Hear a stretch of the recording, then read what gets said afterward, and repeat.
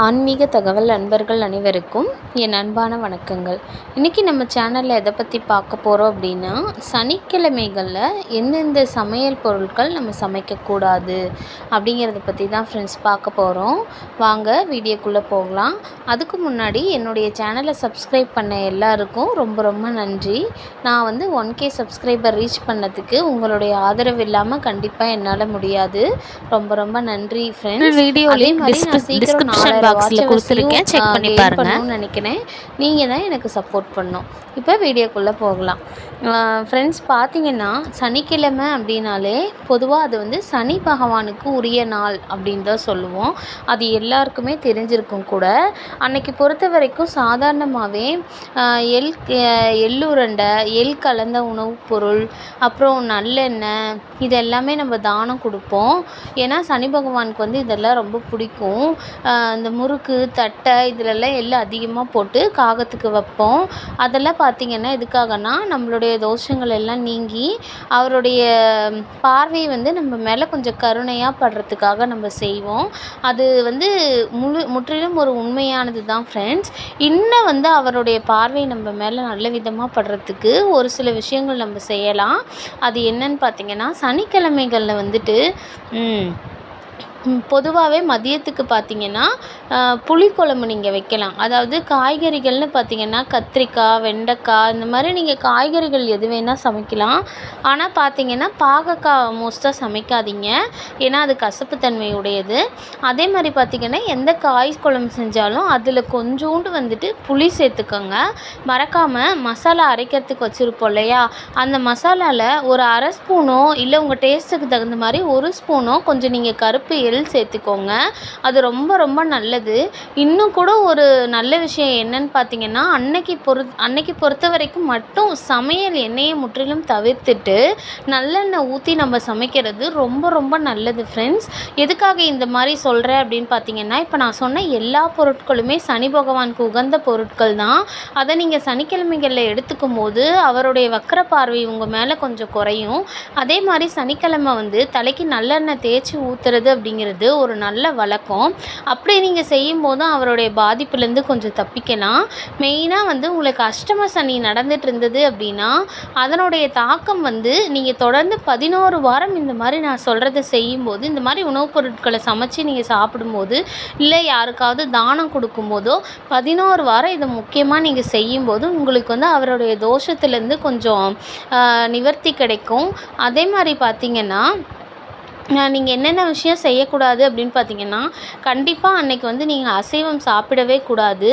சனிக்கிழமை பொறுத்த வரைக்கும் எப்பயுமே நம்ம சனி பகவான் கோவிலுக்கு போகணும். அப்படி சனி பகவான் கோவிலுக்கு போக முடியல அப்படின்னாலும் பெருமாள் கோவிலுக்கு கண்டிப்பாக போயிடணும் ஃப்ரெண்ட்ஸ். ஏன் சொல்கிறேன் அப்படிங்கன்னா, பெருமாளை நீங்கள் கும்பிடும்போது சனி பகவானோட ஆசி வந்து உங்களுக்கு நிறைய கிடைக்கும்.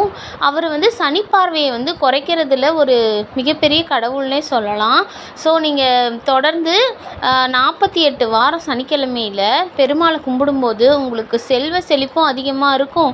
உங்கள் வீட்டு வறுமை சூழ்நிலை கொஞ்சத்துக்கு கொஞ்சம் நல்லாவே மாற்றம் அடைஞ்சு உங்களுக்கு நல்லாவே தெரியும்.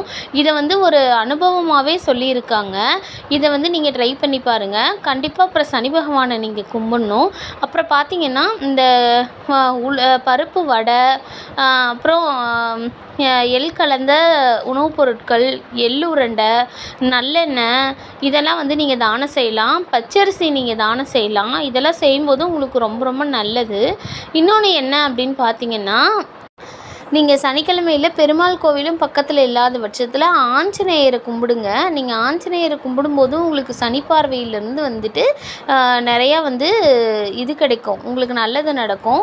அவருடைய தோஷங்கள் வந்துட்டு கண்டிப்பாக குறைய ஆரம்பிச்சிரும். அப்புறம் நீங்கள் தயிர் சாதம் கூட வந்துட்டு சனிக்கிழமையில் நீங்கள் செய்யலாம். பெருமாள் கோவிலில் பார்த்தீங்கன்னா சனிக்கிழமையில் பார்த்தீங்கன்னா புளியோதரையும் தயிரும் அந்த மாதிரி சாதம் கொடுப்பாங்க. அது ஏன்னு பார்த்தீங்கன்னா, தயிர் வந்து மகாலட்சுமி தாயாருக்கு உரியது. அன்றைக்கி நீங்கள் தயிர் சாதம் செய்யும்போது உங்களுக்கு அந்த தாயாரோட ஆசீர்வாதமும் கூட சேர்ந்து கிடைக்கும் ஃப்ரெண்ட்ஸ்.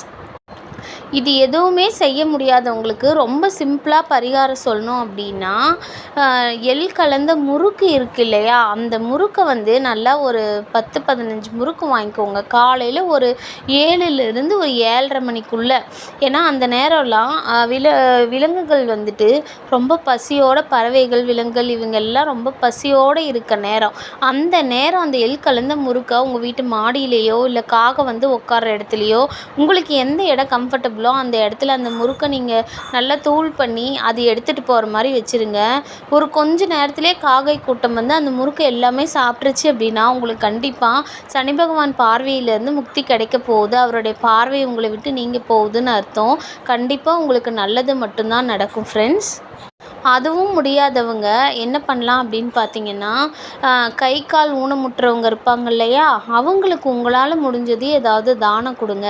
பச்சரிசி கொடுங்க, இல்லை தயிர் சாதம் செஞ்சு கொடுங்க, இல்லை எள் கலந்தது, இல்லை சாப்பாட்டுக்கு தேவையான ஏதாவது ஒன்று காசாவோ இல்லை பொருளாவோ உங்களால் முடிஞ்சது நீங்கள் செய்யுங்க. அதுவும் கூட அவருடைய பார்வையிலேருந்து உங்களை காப்பாற்றும்.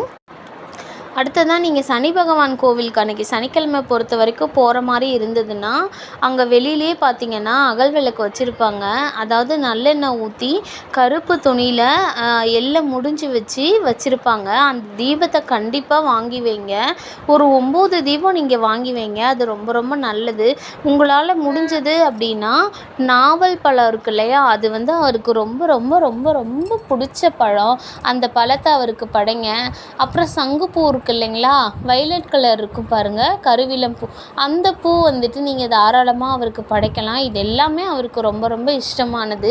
இந்த மாதிரி நீங்கள் தொடர்ந்து செய்யும்போது அவருடைய பார்வையிலேருந்து உங்களுக்கு நீங்கி நீங்கள் சீக்கிரமாகவே நல்ல நிலைக்கு அடைய முடியும். உங்கள் கடனெல்லாம் குறையும். இதை தொடர்ந்து ட்ரை பண்ணி பாருங்கள் ஃப்ரெண்ட்ஸ். இந்த வீடியோ உங்களுக்கு பிடிச்சிருந்ததுன்னா வீடியோவை லைக் பண்ணி கமெண்ட் பண்ணுங்கள். உங்கள் ஃப்ரெண்ட்ஸ்க்கு ஷேர் பண்ணுங்கள். தொடர்ந்து எங்களுக்கு உங்கள் ஆதரவு கொடுங்க. மீண்டும் அடுத்த வீடியோவில் சந்திக்கலாம். நன்றி, வணக்கம்.